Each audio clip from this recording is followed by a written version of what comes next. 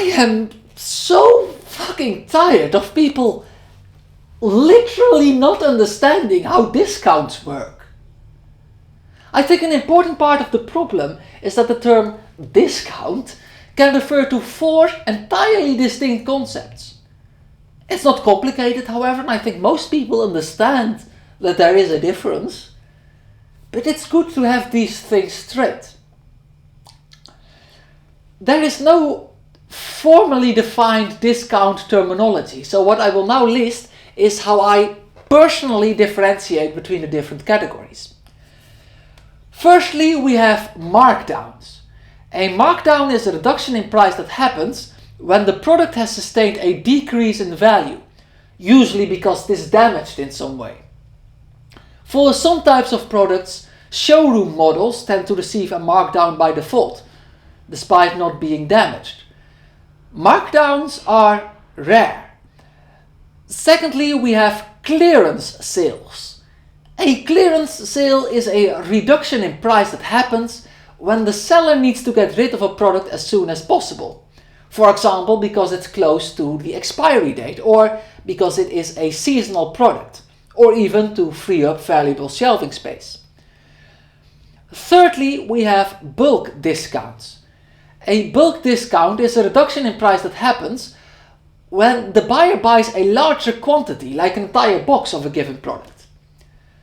Unless the store layout hasn't accounted for the discount, which unfortunately due to poor leadership happens, a bulk discount is obviously beneficial for both the buyer as well as the seller, as the workers will need to unbox fewer items and the buyer will probably have an easier time getting his stuff home. If it weren't for the fact that these discounts are so often applied poorly by people who supposedly studied for that job, it would be my favorite type of discount easily.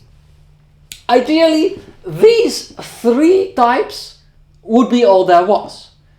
But unfortunately, there is a 4th type of discount. Fourthly, we have the regular discounts, which I would describe as rotational discounts. A rotational discount is a recurrent reduction in price that the supplier and the seller have agreed upon. This is the most common type of discount. If you go in a store, I'd say maybe 85% of the discounts will be rotational discounts. I cannot claim that is going to be the case universally, but I don't expect an absurd amount of variation in how capitalism works globally. In your country too, most likely, most discounts will be rotational discounts. Say for example, a store has 2 large suppliers for any given product. They may come to an agreement where these suppliers take turns getting a discount. For an X number of weeks a year, supplier A will have a bullshit price and supplier B a discount, and for the other weeks it will be supplier B that has a bullshit price and then supplier A has a discount, which usually is none other than what would have been a fair price to begin with. These rotations can also be made more complex with more suppliers involved, as well as irregular periods where they both get to compete with fair prices, for example during the Christmas season. It's important to realize that a 50% discount on the bullshit price is equivalent to a 100% upcharge on the fair price. 45% discount means an upcharge of 82%. 40% discount means an upcharge of 67%. 35% discount means an upcharge of 54%. 30% discount means an upcharge of 43%. 25% discount means an upcharge of 33%. And 20% discount means an upcharge of 25%. They make you pay a lot extra when you want to buy whatever you want, whenever you want. So much for the free market. If you think of capitalism as a war, and it essentially is, you could think of rotation discounts as essentially a type of territory agreement. Obviously, they aren't hard agreements, but you can bet your ass that significantly fewer people will buy the product that is overpriced at any given moment. Most people will allow their purchases to be guided by the rotation of the discounts. only a relatively small selection of people care enough for a specific brand to buy it when it is totally overpriced or stock up on it during a rotational discount. Though obviously that also happens a lot. Now often the discounts rotate between competitors, but it's also possible for discounts to rotate within variants of a single product of a single supplier. Sometimes it makes a degree of sense, like for example, drinks always come in a can, a family bottle and a small bottle. I think it's relatively reasonable within the logic of the system that one of the three is always on discount. Where I work, this is the case for many suppliers. There are, however, also products that rotate between functionally identical variants of itself. For example, where I work, we have a popular brand of laundry detergent that has a 90 scoop bottle and a 110 scoop bottle. One of the two has a 50% discount at all times. So in other words, a 100% upcharge if you accidentally take the wrong one. And this, due to stupidity, does happen quite often. Often these discounts come with a mandatory second placement. For these evergreen products, this means that when rotation happens, you have to remove the product from its second placement, only to put back a different variant and sometimes even the exact same place.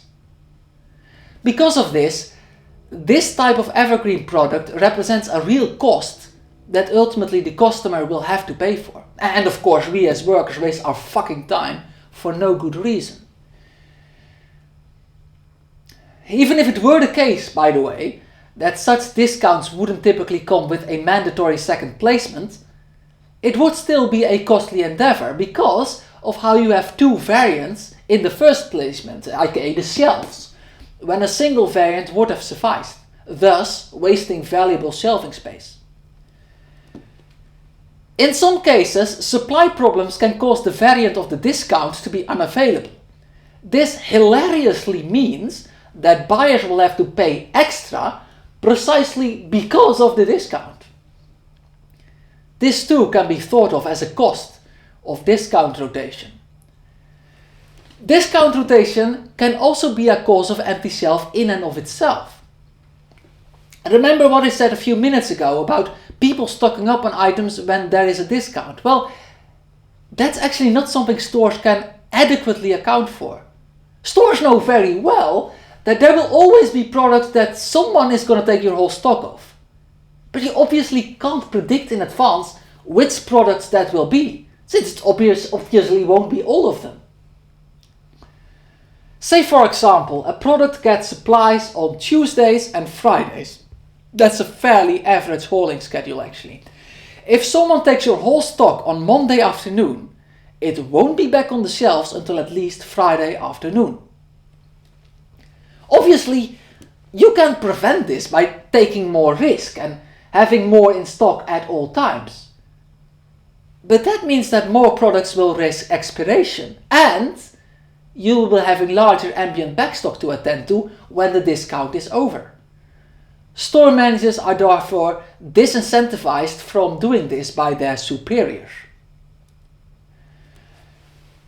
You'll often have customers upset over the fact that something is out of stock despite it being on sale, as the customer sometimes calls it. The irony is that often the item is out of stock precisely because of the discount. No one in their right mind, after all, is going to take your whole stock for the upcharged price.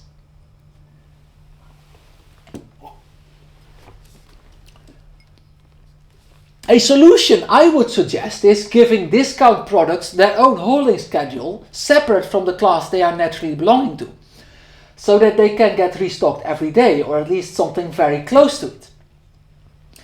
I assume that solution is probably applied in some stores, since it isn't a very complex idea to come up with, but where I work it seems the statistical models have indicated that it isn't worth the extra cost, though it would obviously make the store better. Of course, the real solution is simply not doing all this shit at all.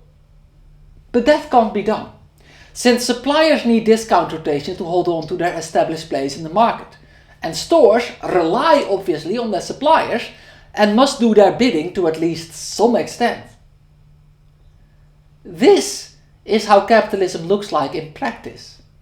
I'm not saying we have to switch to a planned economy, that's the other extreme, it also has its own problems. But it's a simple matter of fact that capitalism doesn't work. You can see this with your own fucking eyes. It's a mess.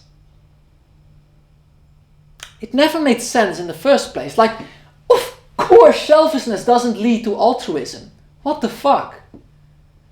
Capitalism is a childishly naive ideology that sounds nice in theory, but simply doesn't properly account for human nature. Not by quality, as the capitalist ideology supposes, but by trickery do companies generally compete. Though some, quite possibly even most of the consequences of this trickery are hidden, what I discuss in this video, you can observe for yourself by paying a little more attention when you visit the supermarket.